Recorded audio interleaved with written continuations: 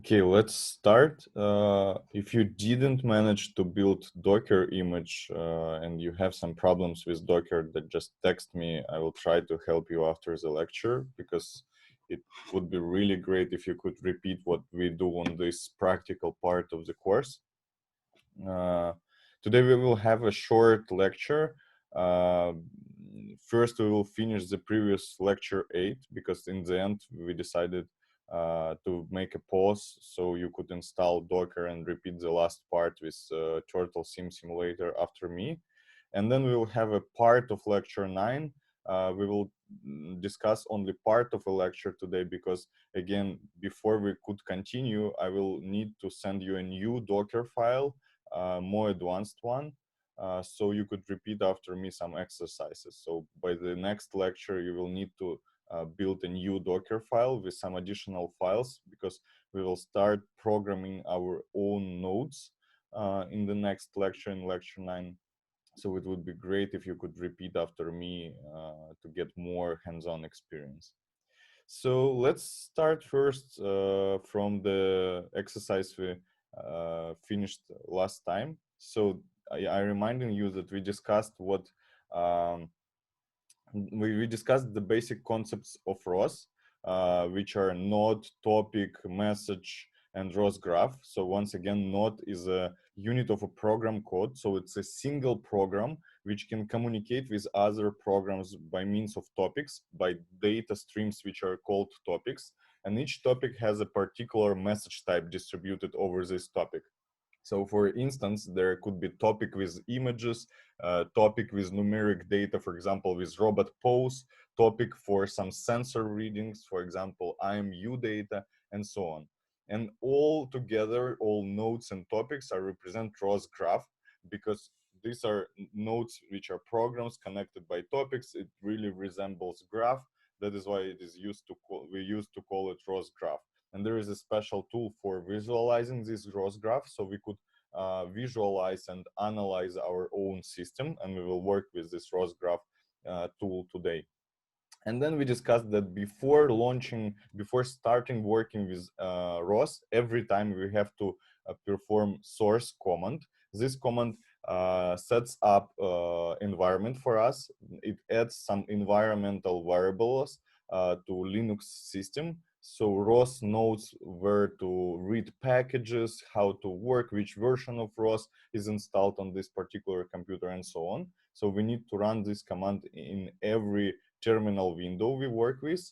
And then every time we have to perform Ros core command. This command launches Ros, and by launching Ros, we mean three things. It launches Ros master, which allows nodes to find each other and to communicate with each other. It resembles DNS server. We discussed it last time. It also launches parameter server, which is storage of all parameters. We can use it to store our own parameters, to change them, to read them, and so on. Ros core also launches Ros out, which is some node which performs logging. Each node by default, it doesn't matter if it's a ready to use node or our own written by us node, has Ros out topic. This topic um, is the place where all logs are written. And this node, Ros out node, just collects all topics from all nodes, all Ros out topics from all launched nodes, and writes them to text files, and also writes them to specific Ros out aggregated topic. It really allows us to debug our system, because we can see all logs from all nodes in a single place. And even after we stop the system, so we stop Ros, we can still access these log files to see what went wrong, what went right, and so on. So because all logs are written in text files. So this is shortly what we discussed last time. Let's see how it all works in kind of a real system. As we discussed, there is the most simple simulator Ros has. It has many, and I hope by the end of the course we will try to work with real complex simulators of robots and 3D. At least we will spend some time seeing how they work and how they look like. But today we start with the simplest one, which is called Turtle Sim. Um, This is just simple simulation of a turtle on 2D plane. So we can consider this turtle as a robot because we will see that it has some sensors, it has some, we can say, actuators, it can move through the environment. So on this simple example, which is usually used when people start get familiar with Ros, we will see all these basic concepts, nodes, topics, and so on. We will see Ros Graph as here on the slide, and we will also see command line tools, because Ros comes with a lot of command line tools, which again allow us to easily debug our system. We don't use these command line tools to build robots. We just use them to debug system, to see what works well and what is not so well in our system, to see the list of all launched nodes, for example, list of all published topics, and so on. We will see in a minute how it all works. And again, after the lecture, between lectures, you can run through the slides, and there are all commands we perform, so you can just by yourself repeat this command if you have this Docker file with Ros, or you can install Ros on your own laptop if you have Linux, because there are some complications with installing Ros on other systems. In this case, if you have Windows or Mac OS, you better use Docker because it simplifies things and you don't have to install Ros on your own system. So you can run through these commands between lectures and just try to repeat and ask questions. If something goes wrong, if you don't understand something, just don't hesitate to ask me right away in Telegram. So let's try to launch something. First of all, we need to launch our Docker container. And there is quite a complex command of how we launch it. First of all, we need to type docker run. And then this command, you can also see it in lecture somewhere on the slide about Docker. So here in the end is a note that if we want to run graphical applications from inside the container, we need to run the Docker image in a specific way with this command, which only does, it allows our display to show graphical applications from inside the container. And sometimes you will get this error. And if you get it, and I guess I will get it if I launch the container that way, you will need to run another command, but not inside the container, but just inside your host computer. So we will try to run this with this display command. And also there are some additional commands, for example, name, Ros. This is just for me. I'm giving the name to my running Docker image, and it will give me the ability to simply run more terminals from this image, because working with Ros requires many terminal windows. And if we don't give a specific name to our container, we will need to find this container from other running containers, and it will have some standard ugly long name, and we will need to type this name to run a second terminal from this container. So it's always simpler to give a name to our container, and we will see further how this name will be used when we will run a second terminal from the container. And the last part is just a name of a Docker image we gave while building this image. So you could give some other name. I don't know that. Well, I was building my image, I just gave this name to the Docker image. So let's try to run it. And here we are. Now we are inside the container, inside the Docker image, and we have Ros pre-installed here. So it doesn't matter if I had Ros on my host operating system, I have it inside this container. So because I pre-installed it. And now we can run some Ros applications here, but beforehand, let's prepare several terminal windows from this container because we will really need it throughout this lecture. For example, let's open 4 of them. So I need to run command, this one. What this command does, it runs zch, or in your case, you might type bash, actually, like this, inside the running container. And this Ros is exactly the name of the container of the image we gave. So we run Docker image with the name Ros, and now we are asking Docker to perform bash application inside this running image, and what it gives us, it just will launch another Docker window. But in my case, I will need to type zsh because I have slightly different Docker image. You will need to type bash if you are repeating after me. So let's run. And here we are, we have another window, another terminal window from inside the container. And this is the single container. So we have the only single container running and two terminal windows from the single container. And I will perform the same two more times because we really need many terminals. When you're working with Ros, you need many terminals, and it's really convenient to have such terminal application. In my case, it is called Terminator, this application, which allow me to just split windows like that. If you have a simple terminal application, you can just open many terminals and put them one next to each other to work with Ros. Doesn't matter. So now we have 4 running windows, and let's start from sourcing in each of them. You remember that first command working with Ros, we need to source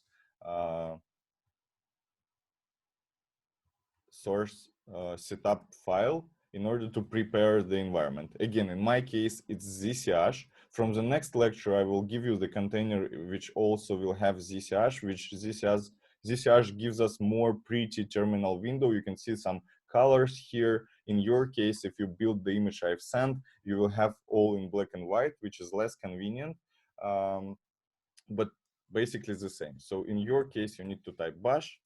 In my case, I will run setup zsh, and I will repeat this command in each window. It takes some time,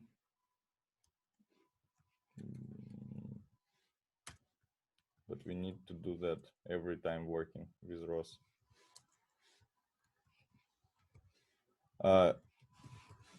Okay, by clicking Ctrl L, you can clean up the terminal window, so nothing is left here. Now we have 4 windows prepared. Let's first run Ros core. As you remember, this is also the command we need to run every time in order to launch Ros master and Ros parameter server. This ampersand sign, what it does, it will run Ros core and send this process to background. So to empty this window, basically. So if we just run Ros core, let's try to run it without ampersand, it will be running, but then this terminal window will be occupied, so we cannot do anything else here because Ros core occupies this terminal window. The process of Ros core is running in this window. Let's click Ctrl C to stop the process. So we just shut down the Ros. And if we run it in that way, this ampersand sign, what it does, it sends the command after performing it, it sends the process to background, and it basically frees our terminal window, and we can type other commands here, but Ros core still will be running. Let's see. If we launch it in that way, we can see that Ros is running, but then by clicking enter, you can see that I again can launch some commands in this terminal. And Ros core is still running, just in background. And to bring it back to foreground, we can type command fg, which is from foreground. And here we are. We again have Ros core here, and you can see that terminal window is occupied again. And to send it back to background, we can type Ctrl Z. We can see the process was suspended, and the window is free again, but Ros core is still running. Foreground, Ctrl C, we just shut down it, and let's do it again. So I recommend you to run Ros core in this way, because in this way you don't have to see this window occupied. You just can use it, and using that you can create less windows, which is more convenient to have not 5 but 4 terminal windows, for example, and so on. So this just allows you to free up a single terminal window. So now we have our Ros core running. Let's run our turtle bot. For that, we will use command called Ros Run. This command launches any node we have in our system. We first need to type a package name. So we will discuss in today's lecture a bit later that package is a unit of distribution in Ros. So all nodes we are programming are then packed into package and distributed. And we can have several nodes into one package or one node in a single package. It depends on common sense. For example, if we have package called navigation, we would imagine that we can have several nodes in navigation package, for example, localization, path planning, and so on. But if we call our package localization, it makes sense to have only single node which perform localization. So it depends on how we decide, but package is a unit of distribution of code in Ros. There is a package called Turtle Sim. It's a standard package, so it's pre-installed with Ros. We didn't program it, we just use it. And inside this Turtle Sim package, we can see there are 4 different nodes. And the main one is called Turtle Sim node. This is the main node which launches our turtle simulation. Let's run it, and we will get such a window. This is a graphical application. You can click with right mouse button and choose always on top, because it's also convenient. So when we type in these terminals, this window is still on top. If we don't use it, we can see that it just goes, once we click to our terminal, it just goes to background. So it's better to use always on top for convenience. So now we have our turtle, and in separate window, let's see rqt with rqt graph command. This command launches again pre-installed Ros 2, which allows to analyze our Ros graph. We will launch this application, and we will see here our Ros graph. Just a sec. We also will use always on top. We will make this window a bit bigger. So this window shows us running Ros Graph. You can see it has many options. This is a really convenient tool to analyze our system.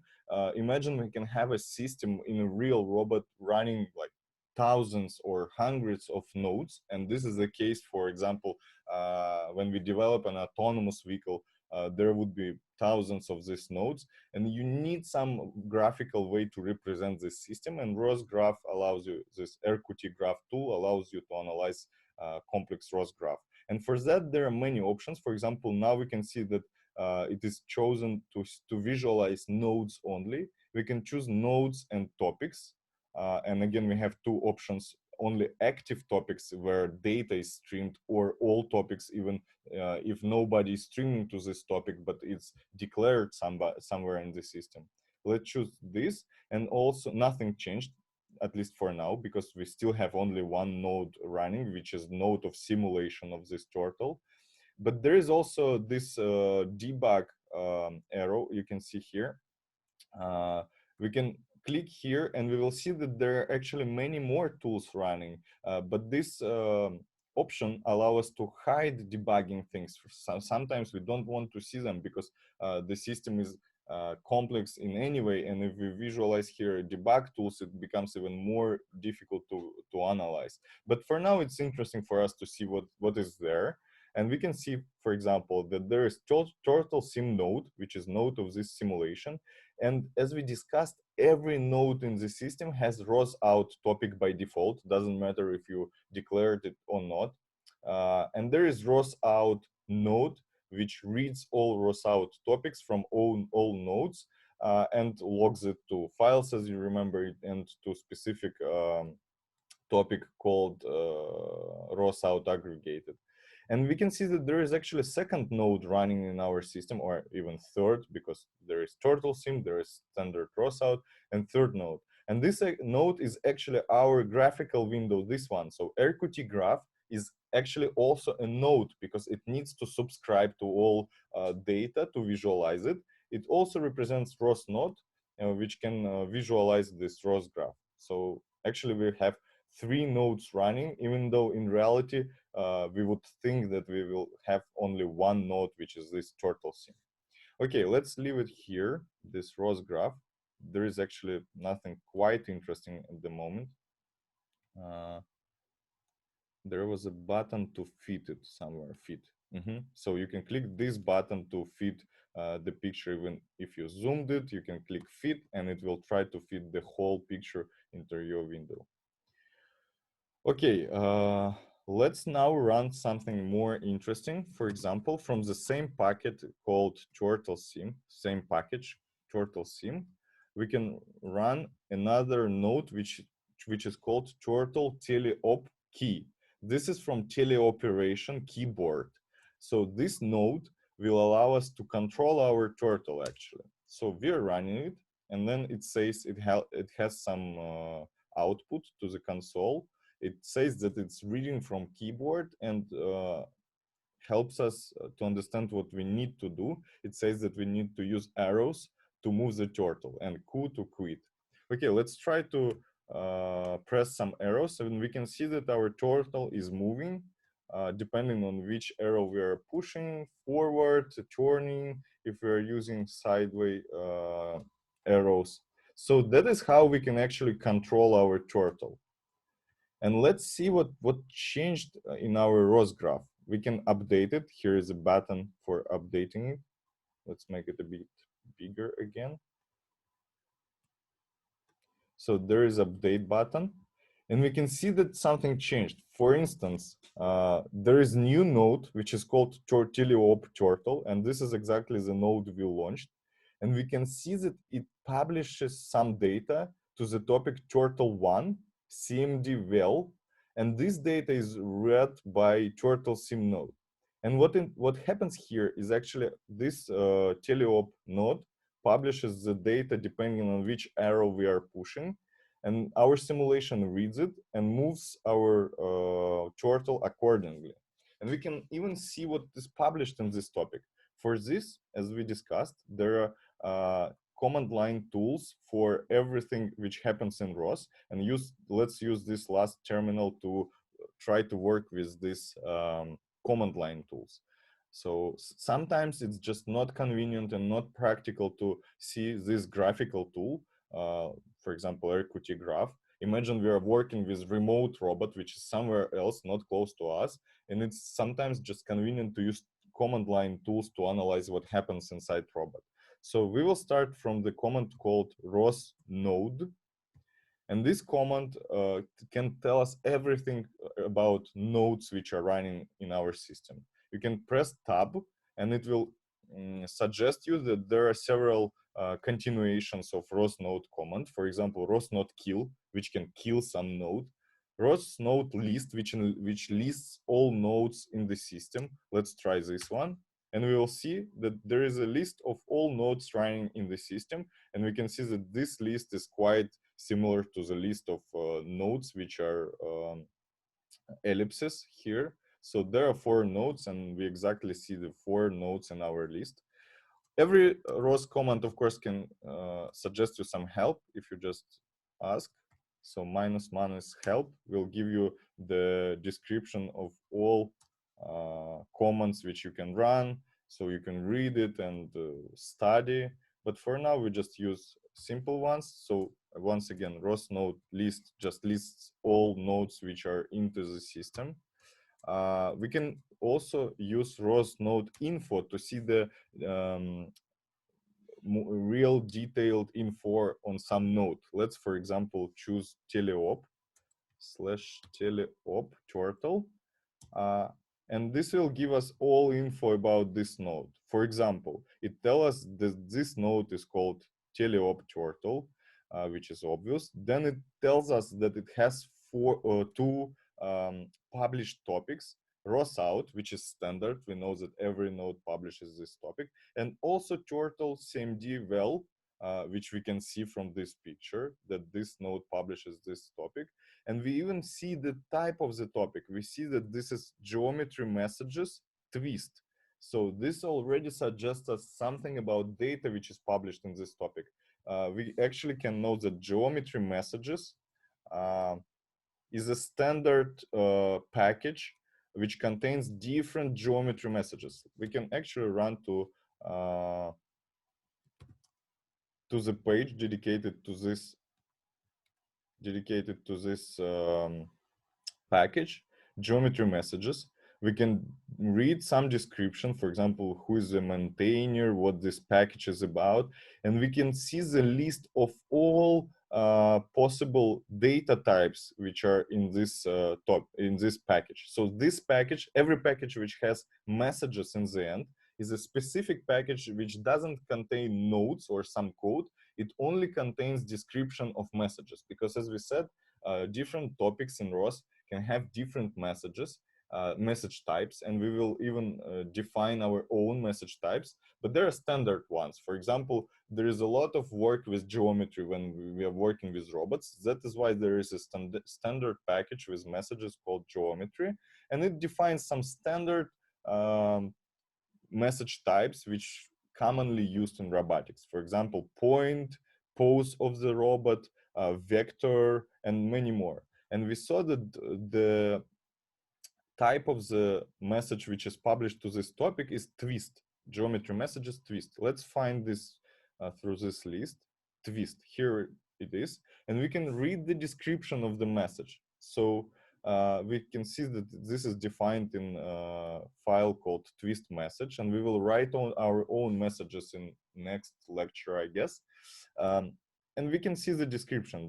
This message, so every data in our topic will have such a representation. It has vector3 linear and vector3 angular. So twist is actually sets speeds which with which our robot has to move. So there are 3 linear speeds, x, y, and z, and 3 angular speeds, x, y, and z. So this is a quite standard representation of a command we can give to our robot, and that is why our TurtleBot simulation uses exactly this type of message to set the movement of our turtle. Okay, and we also can see some more information on our node. I reminding you that we were studying the command which calls Ros Node Info. So there is another command line tool called Ros Topic. And this is quite the same. Ros, I made it typo, Ros Topic. And again, there are many options here. And again, we can list all topics which are in our system. And we can see that there are already many. And from them, we obviously see our CMDVal topic, this one, through which our teleop communicates with our turtle sim. But there are many more. And for each topic, we can again run info. For example, let's see some info about this topic. Turtle1 CMDVal. We will see who publishes this topic, who subscribes for it. It's really convenient when you cannot run this graphical representation. You still have the ability to discover your system just by using these command line tools. And actually working with Ros is a lot about using these command line tools, because in complex system you will need to debug, to spend a lot of time for debugging, and that is great that Ros provides all these command line debugging tools you can use to investigate which topic is published by which node, which particular data type is published to this topic, and so on. And you can even debug some problems. For example, if we would see that we are pushing some arrows and our turtle is not moving, we could run Ros Topic info and, for example, see that we are publishing this topic, but nobody subscribes for it. And this would be the clue to further debug our system and see why our simulation didn't subscribe to this topic, and so on. And what we can do even more, we can run Ros Topic echo, and this will show us the data which is published to the topic, because for now this graphical interface doesn't show the particular data which is published. We only see that there is some link between nodes, but we can debug the particular we cannot see particular data. And with Ros Topic echo, this command, we can see what is published to the topic, and we can see that there is nothing unless we are pushing some arrow. And once we are pushing it in this terminal, you need to click to this terminal for it to work, because it reads what you press on your keyboard. We can see that by pushing different arrows, we change linear and angular velocity of our turtle. And this is really like the real robot. Usually we command our robot linear and angular velocity, and it's the same for our small turtle simulator. So by pressing forward and backward, we are changing linear velocity. And you can see that here we can control only X component. This is the limitation of our system. So while I'm pressing backward, we send -2 as a linear speed, and when I'm pressing forward, we send 2. And by pressing side arrows, we are changing angular velocity around Z axis, and this makes sense because Z axis is something which usually points upward. So in our 2D simulation, Z faces to us from the screen, and that is why changing angular velocity around Z axis, we make our turtle rotate in place. So this is how it works. So simulator reads this data and applies this linear and angular speed to our turtle, and we can control it through our teleoperation key node. We could actually program our own node to control this simulation, and our node will have to publish the same data to this turtle CMD velocity topic, and we could run some complex program for this turtle to make complex maneuver and perform complex trajectories. This is possible, we can program it. But there is also one ready for use such node, which is called draw square. And as name suggests, by running this node, which has predefined logic for our turtle, we will make our turtle to draw square. You can see I launched it. It has some logs here. It sets some goals to our turtle.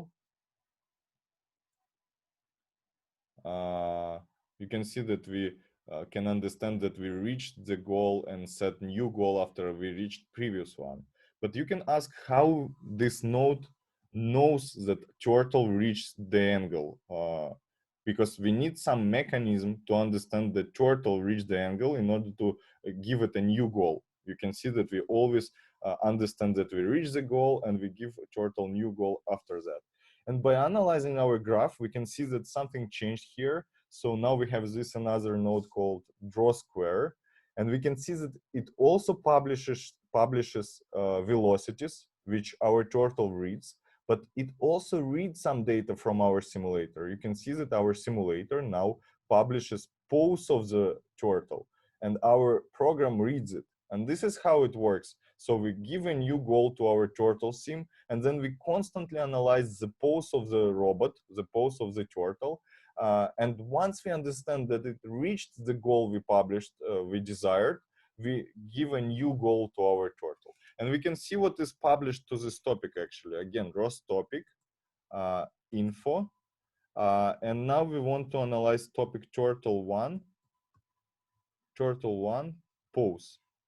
Let's see what is published there. Oh, not info, but info shows us who publishes it and who subscribes, but we need to run echo to analyze what's inside this topic. And we can see that inside this topic, some new data, it has different format from what we saw previously.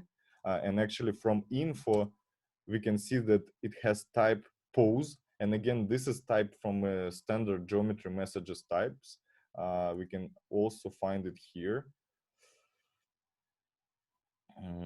So we can see that there is a pose message type, and it has point, which is position of the robot, and orientation of the robot set as a quaternion. This is a standard way of representing orientation, and we can see that point and quaternion are in their own turn are also standard messages. So this is a message which contains of two different message types, and this is allowed in Ros to make a combined messages. We already discussed that, for example, sometimes we want to publish image and some, for example, string data along with this image. And then we can combine two these types to create a new type of the message, which will both have image and some string data. And this is the example. For example, this is an example of such combination. Our pose consists of two different message types, point and quaternion.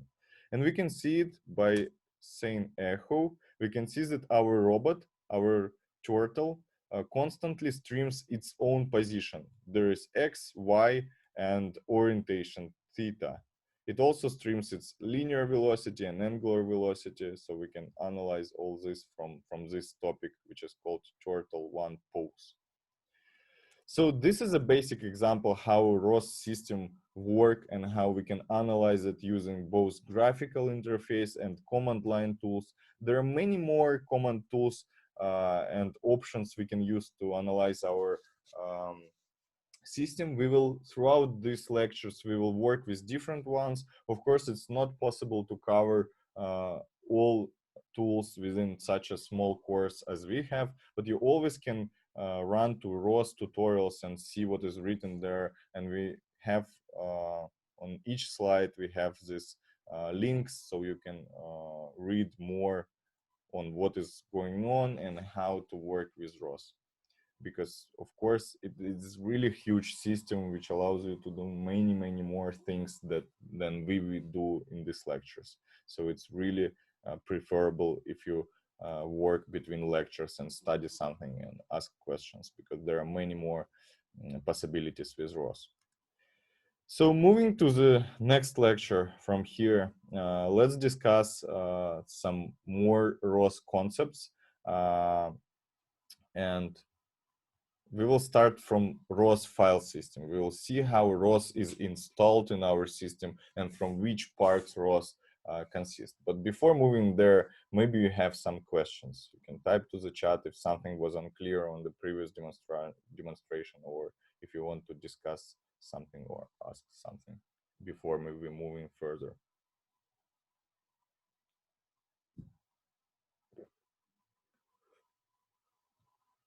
Okay, I will take it as no.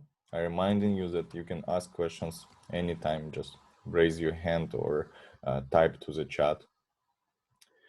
So let's again discuss from which parts Ros consist. We discussed that the smallest and simplest part of the Ros is a single package. Package can contain nodes, message definitions, services. Some of these words are not familiar for you. It's okay. We will discuss them a bit further. So the single Ros package can contain all this. There can be a single node or several nodes. It's up to you as for developer how to package, how to distribute your software. So you can put many things in one package, or you can have separate packages for different small things. Doesn't matter. Then there is a such thing as a meta package or Ros stack. This is several packages designed for a single purpose. As we said, for example, there can be navigation stack, which consists of several packages, and each package perform its own function, but they all designed to work together and to solve a single task. For example, in Ros, there are several famous packages. Let's just try to take a look. Ros Navigation Stack. So there is a real navigation stack in Ros. Here on the documentation page, you can see this part, which helps you to understand that this is a part of the stack. So, and you can see that inside this stack, there are many packages. So each line here is separate package, but all these packages work together to solve navigation problem. For example, first one here, IMCL, this is a localization. So IMCL is probabilistic localization system for robot moving in 2D, which realize Monte Carlo localization. So this is a particle filter, basically. We know that. And this is ready for use, particle filter realized in Ros in IMCL package inside the navigation stack. And this stack, you can download it as a single stack, or you can download separate packages. Sometimes you don't need all packages from stack. And there is actually, for the whole stack, there is a description with the funny pictures and overview of the navigation stack, some description. So navigation stack is fairly simple, blah, blah, blah, and so on. Some documentation, tutorials, how to use this stack, and many more. So this is an example of stack. Sometimes we don't join packages into stack. It's okay to distribute just a single package and not to make it a part of the stack. And we can also see it on this picture. So stacks and packages are stored in Ros repositories. And you can see that there can be stacks and there can be separate packages. And by Ros repository, we literally mean some GitHub repository where our code is stored. So both ready-to-use Ros parts and parts which we will program can be stored in different GitHub repositories. And when we installed Ros, what the installation command does, it just looks for different repositories and collects all these packages we want to install. And the whole Ros consists of such repositories, as we said. So it's important to understand that different packages are stored in different places all over the internet, basically all over the GitHub. But the commands for Ros installation can look for these packages and install them on our PC. So there is no single huge repository where Ros is stored. There are many small repositories, and you as a developer can program your own package or your own Ros stack, and you can put it with a specific procedure to some GitHub repository. And if you follow this specific procedure, Ros will know that your package is a part of Ros, and your package then will appear among packages available for installation. If you remember, we can install any Ros packages by typing sudo apt install, then Ros, then version of Ros. In our case, it's melodic.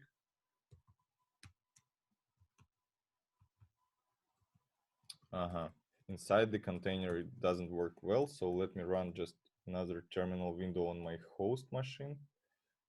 We actually will close this. Sudo apt install Ros melodic, and you can see that there are 3,000 available packages for Ros melodic. And if you follow this specific procedure for storing your package on GitHub, there is a whole tutorial how to do that. Then your package will appear among all these packages. So you will make your own package developed by you available for other people to work with. For example, this turtle theme, Turtle, you can see that there are many packages available with Turtle, so we can run many things with this simulator. And actually, TurtleBot is a common type of a robot. We will work, I hope, in the end of this course with its simulation. So this is how Ros is structured. And now let's discuss a file system of Ros. It's not a literally file system. This is just, we will discuss how Ros files are stored when you install it. So on your own machine, or for example, in our Docker container, it is the same. Ros consists of two major parts. One is installation directory. So once we install Ros, it stores its files somewhere, and this is called installation directory. And another part is our user workspace. This is a folder we will create, and in this folder we will program our own code. We will write our own code, and we basically can create this folder anywhere in the system we want, but this folder should follow some specific rules. We will discuss them in a minute. So for now, it's important to understand that Ros consists of two parts. Installation directory, we actually already saw it when we sourced this setup bash or setup zch. So this is a directory opt Ros and then name of the distribution. This is where by default Ros is installed and where it stores its files. And the second part is user working directory, which is also called workspace. There could be multiple workspaces on one computer, or you can develop everything within one workspace. So let's start from Ros installation directory. So there are several folders. We actually can again run to our container. Let's kill everything which was there. We still have Ros core running, so I will also kill it. And let's see, if we go to this directory, opt Ros, then name of the version, and we will make ls, we will see that there are some folders and some files there. So let's see what these folders for. So for example, in bin folder, this is a place where Ros is storing executable binaries. So all programs we are running, for example, Turtle Sim, this simulation we just run, this is a pre-built binary file, and this is where it was stored. So actually the command Ros Run, Turtle Sim, and so on, finds the package within this directory and runs pre-installed binary file, which is already there. There are configuration files, some header files, because when we are programming using Ros, we need to include header files if we are programming in C++, or we need to import some models if we are programming in Python. All of this is stored here. There are library files, available Ros packages in a share folder, and these setup files which we already used, which are used for environment configuration. So I'm reminding you that this command source, it adds some environment variables needed for Ros to work properly, and we can see these variables by performing command environment, which lists all environment variables, and grabbing all which has a Ros in its name. We can see that there are many environment variables which are added by this command. So this command just prepares some environment for us. So this is about Ros Installation Directory, nothing complex here. We actually just need to know that it exists, that all standard packages installed in the system are stored there. And when we're running something standard from Ros, it actually runs from there. And these setup files, basic setup files, which configure our environment, also stored there. Now let's discuss user working directory. This is a bit more complex. So this is a workspace where we will organize our code, where we will develop our own nodes, our own robotic systems.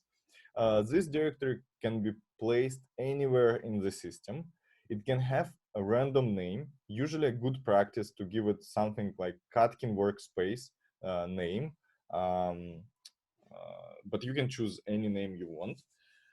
But the structure of this folder inside, it's pretty standard, and you have to follow this standard structure in order to work to Ros, Ros to work properly.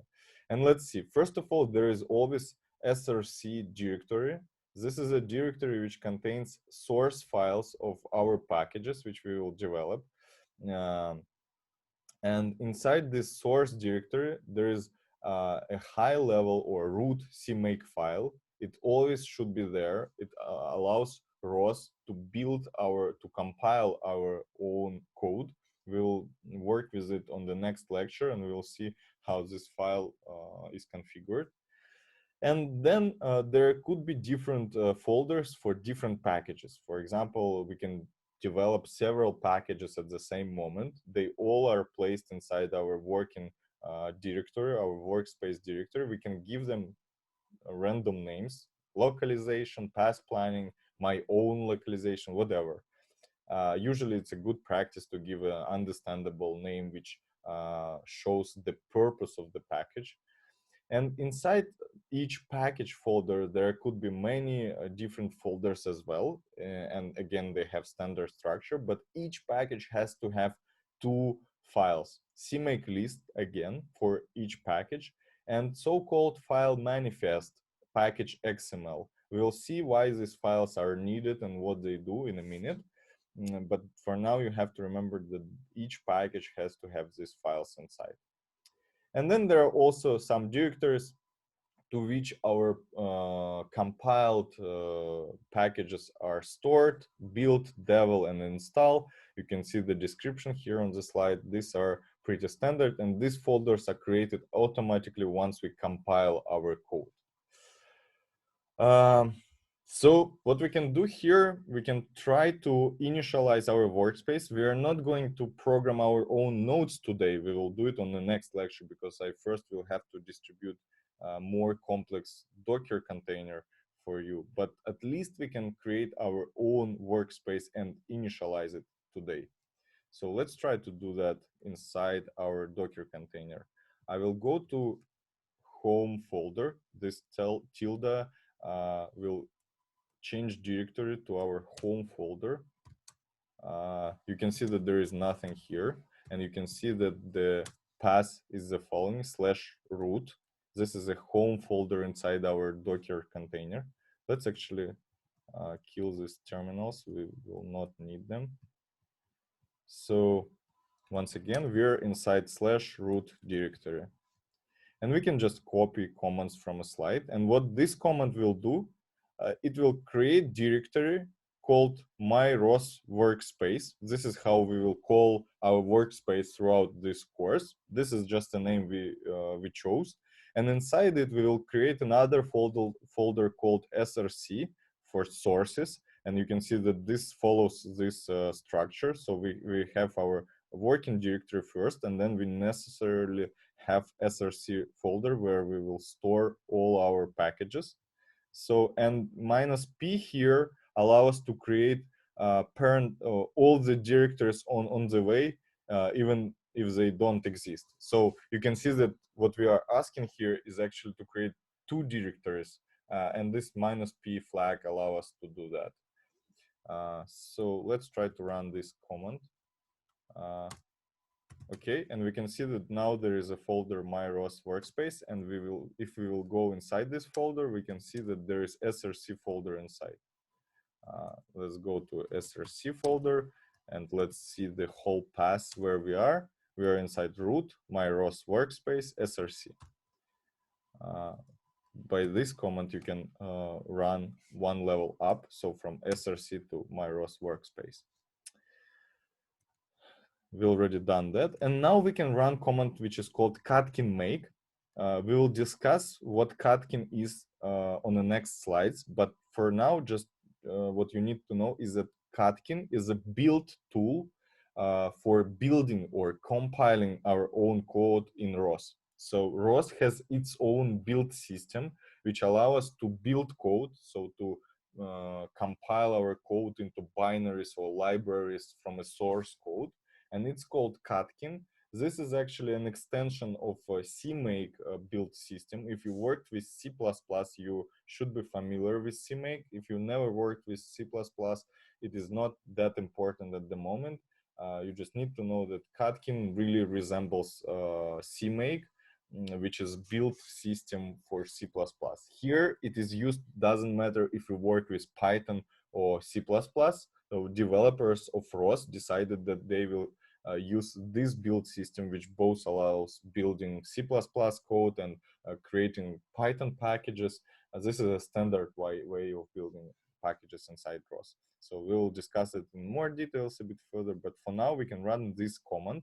And by running this in empty workspace, we'll actually initialize our workspace. Further away, we will use this command to build our code, but for now we don't have any code written. We even don't have any packages created because inside our Src folder we don't have any other folders for our packages.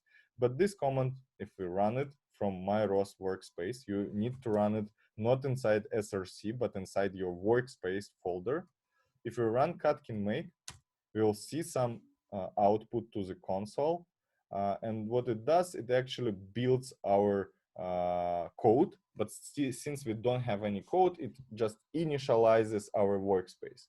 So from this output, we can see that it tells us that some base path is a path to our workspace is the following. Our source space is the following. You can see Src, build space, devel space, install space, and so on. You can see that actually under the hood, it's running this command, really complex CMake command. As we said, catkin is an extension of CMake. And it says that it tries to compile something, it finds compilator, and so on and so on. And we can see that this command was run successfully. And now we can see that there are some new folders inside our workspace, and we set build and devel as standard folders. You can see them on this slide. There is also install folder, which is optional. It's not created right away here, but could be created if we try to install after building our packages. If we try to install them, it will be created. But for now, we can see that Ros created this folders for us, and our workspace is initialized. We can also check it by running to Src and seeing that there is a new file, which is CMakeLists.txt. We didn't create it, Ros created it for us. And this is this high-level root CMake file. It was created for us. That's a good thing. We don't have to create it manually. And we can even by command less see what is inside. There is no less installed here, but we can run, for example, gedit maybe. No. Okay, what maybe we can just use standard cat command to see what's inside. And we can see that there is a lot inside written for us.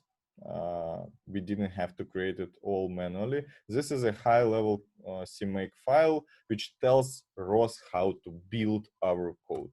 And we will need to create such CMake list files inside our packages. Again, Ros can do it automatically for us, but we will need to modify them. So we need to understand what is written inside, and we will discuss it later. So what's important? After building our package, we need the way to tell Ros that now there are some new packages available in the system. At the moment, we didn't build any package because we didn't program anything yet, but still we can do that by telling Ros that now Ros have a new directory where it should find packages. So when we ask Ros to launch something, by default, it will look only inside this install directory. So Ros knows where it is installed. And if you ask Ros to run some node, it will only look to this directory because there is no way it knows about our workspace. We need the way to tell Ros that there are new places on the system where also nodes can be stored, and you have to look to both parts of the file system in order to check if there is such node available. So to do that, we again perform this source command, but instead of sourcing, you remember that before we were sourcing from install directory from this one. Now we need to source from our own workspace. So inside Ros workspace, we have new folder which called devel. And inside this, we also have file called setup. In my case, this is zch, in your case, bash. And we are sourcing it. And what is changing here, we can now run environment command again to see what environment variables with name Ros are available in the system. And in this variable, Ros package path, which is exactly variable which stores path where Ros looking for some nodes, we can see that there is now our workspace. Apart from the standard share library, which was there beforehand, there is a new path where Ros will look for nodes, and this is exactly our workspace. And if we have several workspaces in our system, which is also the option, you can, for example, separate development if you work, for instance, on autonomous vehicle and some drone, you can have different workspaces for them. Sometimes it's convenient, but you can make Ros to know about both of them and to look for nodes in both workspaces. So this is all technical details. I realize that this looks quite complex, but many problems with Ros when people start learning Ros are exactly related to these technical details. That is why we are spending so much time discussing them.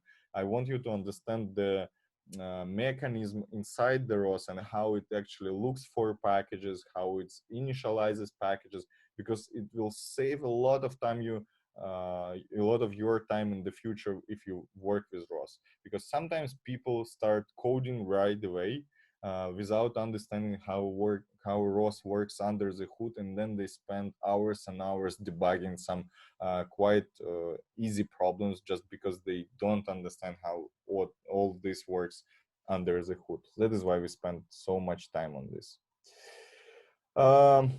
So what we could do further, we could create our package. So the next step for us is actually to create our own package and to program some code, but we'll leave it to the next lecture, because first I will need to give you more advanced container, because it will be just much easier for you to work with ZCH instead of Bash.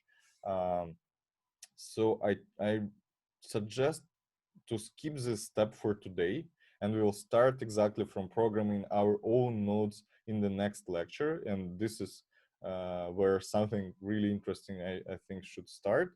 But today we will discuss all theoretical aspects. So on the next lecture, we can really start from coding something. And I hope many more people will manage to install Docker before the next lecture. So we will skip this, and we will discuss yeah, let's create our package just for us to have this standard files inside the package, and then we will program something on the next lecture. But today we'll analyze what's inside the package. So to create our own package, we again can use a command from Ros, which is called catkin create package. After that, we can give the name to our package, and we can specify some dependencies. We can always change from which our package depends, but it's really convenient if you know in the beginning some dependencies your package will have. It's always convenient to use this command and to specify them right away. You always can modify dependencies in the future. So here what we are saying is that our package will be a Python code package. That is why we will need to depend on RosPy, which is client library for working with Ros in Python. So we need to depend from this.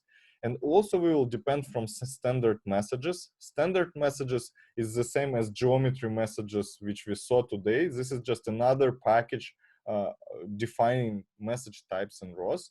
And you can see that there are some standard messages such as float, integer, Boolean type, string, time, and many more. So these are standard message types defined in Ros. And we will use one of these messages in our programming exercises on the next lecture. That is why we also will specify that we depend from it. So we can copy this command. We first need to run inside Src folder. So we're already inside. You can see this by command pvd. So we're inside, and we can create our package, which we will call test package, which depends on RosPy and standard message. Let's run this command. We can see that created file, that these two standard files, which any package has to have, were created. And also folder test package src was created automatically for us. So now let's see, there is high level CMake, which was created when we initialized workspace. And there is test package folder. So congratulations, we have our first package here. We don't have code inside it, but still our package is there already. So by switching folder to our package, we can see that inside the package there is CMakeList, package.xml, and Src folder. So on the next lecture, we will put our code inside Src folder. But today, let's spend time to discuss these two files. Again, these are necessary files which each package has to have.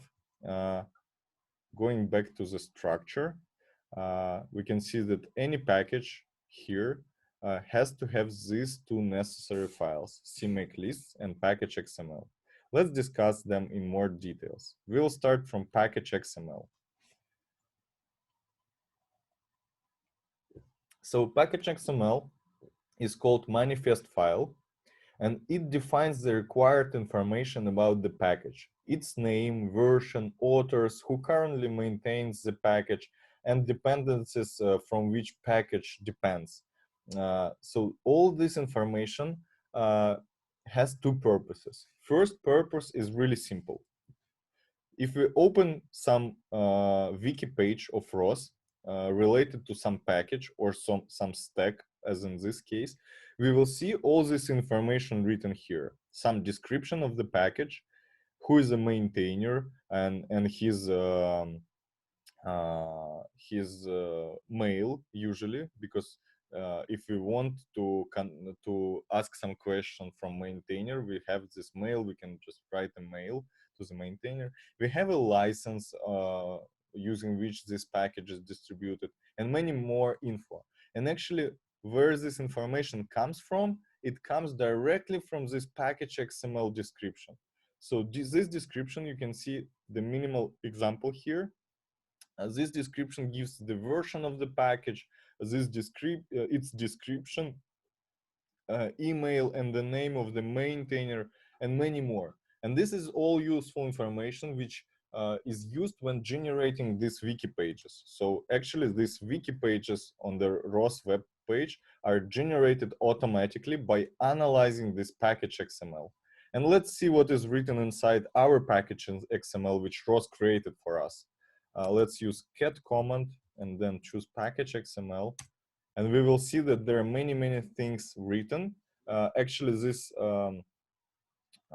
this command means that this line is commented. So this is just something we can uncomment to use.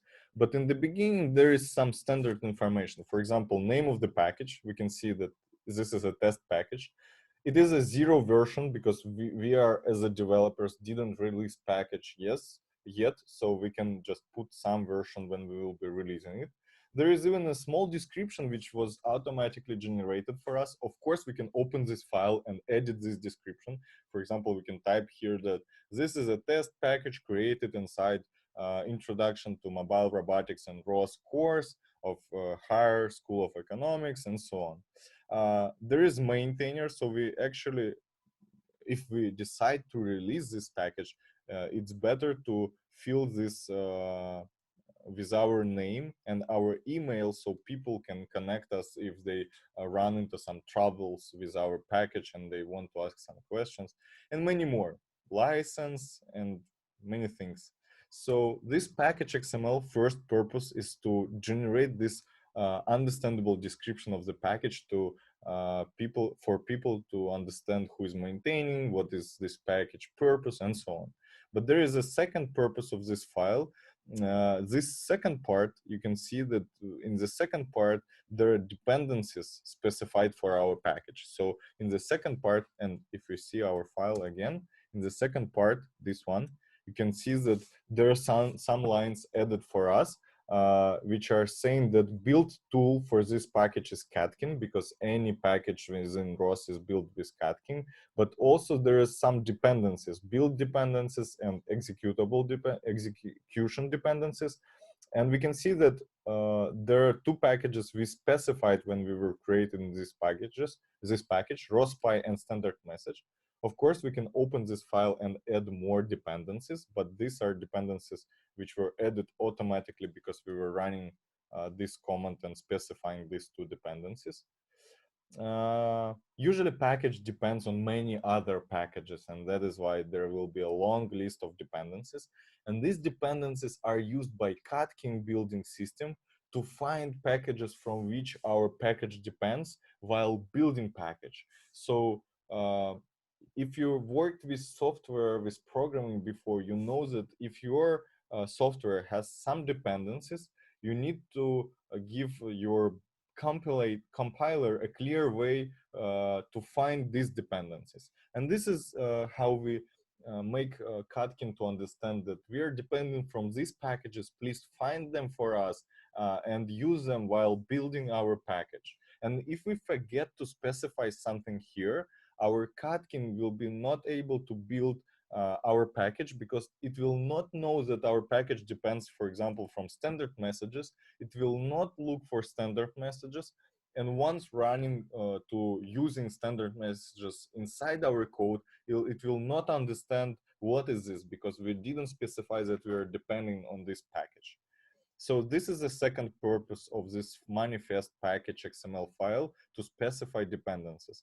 And you can see that there are different types of dependencies. Some dependencies are important on building stage when we are building our package.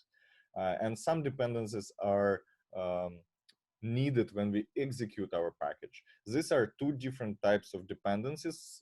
In this case, everything's simple. We need ROSPy and standard messages both when we are building and we're using our package. But sometimes there are more complex situations. It doesn't matter for us at the moment. So this file package XML is needed for every package and has these two purposes.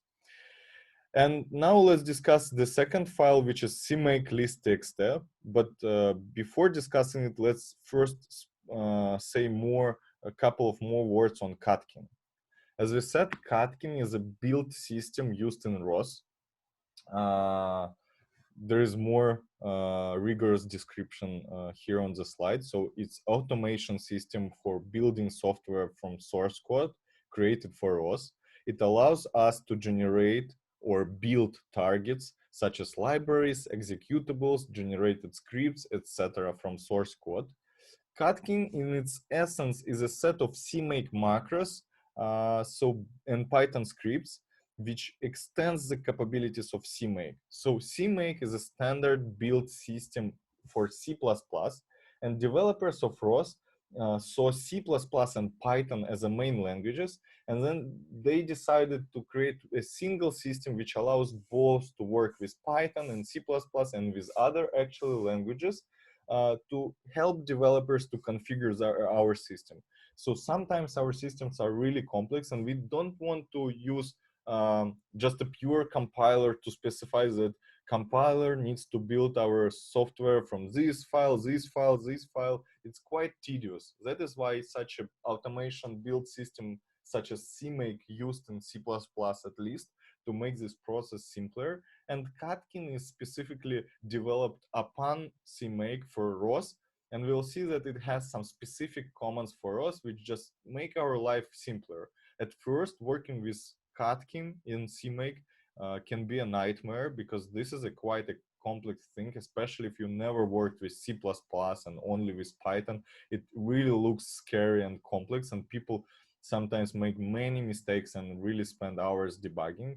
But luckily, if you follow the structure and you use template which is provided in Ros to create your own CMake files, everything should be smooth and simple. You just need to be really accurate about this. And also there is a lot of help in Ros forums where you can ask questions, and actually many questions were asked for you in advance because there are similar problems people running into while starting working with Ros. So I think everything is answered already, and all types of mistakes are made already by different people. You just need to Google the corresponding forum topic and find answer to a question. So CMakeLists.txt is the second necessary file which has to be inside every Ros package we are programming. In the next lecture, we actually will be modifying this file when we will try to build our own code. So next lecture will be more hands-on and we will really try to program something together, and we will need to modify both package.xml and CMakeList, and that's where maybe everything will become more clear for you, I hope at least. But for now, we are discussing theory about this, and the first is the important thing: the order of instructions inside CMakeList matters. So if you place instructions in wrong order, everything will go wrong, and that is why you better to use a predefined template. So when we created our package, Ros created this CMakeList.txt for us. And if you are not advanced Ros developer, you better always create packages with this command Katkin create package. We actually could manually create package folder, and then inside package folder, we could manually create CMakeList, package.xml, and Src directory.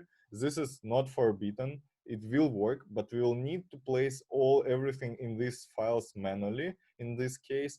And this is quite complex, and I don't recommend you to do that if you are not an advanced Ros developer.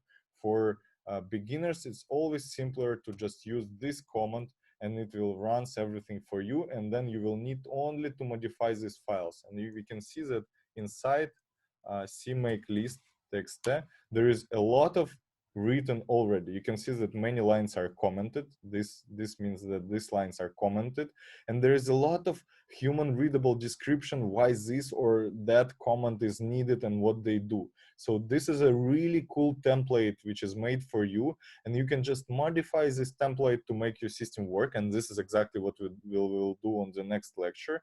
So I never recommend you to write this file from the scratch on your own. You always better use this predefined template because there is some help messages here for you, and you just can uncomment some lines which are needed for your own project. So, but we'll try to understand what are commands inside this CMakeList.txt. We will discuss them in next lecture once again because we will be modifying it, but still. So first command usually is a required CMake version. This is just a standard command. Then there is a package name, which is project command. Then there is a section where we find packages needed to build our own package, and there is find package command. And this is where CMake uses our package.xml to find these packages. Then there is enabling important Python models with this command, and there are many more. Actually, this is a more graphical representation. So this is example of real CMake file. And you can see that first we defined needed CMake version. This is just a good practice. Then we give our project name. There can be any name. For example, here, my first Ros package. Then we are finding packages here. These are packages needed to build our system. First, there are packages used by Ros, and then there are packages, for example, if we use standard some C++ libraries such as Boost, which is a standard library which has nothing to do with Ros. This is just a standard library for C++. We can find it also by different find package command. Then we are allowing Python, and there is description of all this command. You can spend some time after the lecture to read this description, but it actually will make more sense after the next lecture, after we work a bit with this structure. Then we can define our own message files. You remember that Ros can have different message types, and we can define our own combined message types. And this is the place where we say that inside this package, we are defining our own message types. There are also services. We'll discuss later what service is. We also can define them here. And this is a really important command Katkin package, which actually a build command which builds package. Here we prepare everything for building. We're finding dependencies. We're saying that there are some messages and services we need to build. And by this command, we actually building our package. Yeah, so that's it for today, I guess. So important thing is that we initialized our package. We will run it once again in the next lecture. And after initializing our package, we understood that there is a build system called Katkin, which help us to build our software inside Ros. And there are two necessary files. One is called package.xml, which has all the description of our package and also all the dependencies. And the second file called CMakeList.txt, which contains instructions for Ros on how to build our package. And with this, we will work in the next lecture when we will program our first nodes, and we will work with them, compile them, and analyze how they work. So this lecture we will continue on the next week. There are many more information we need to discuss within this lecture. And that's it for today. Do you have any questions so far?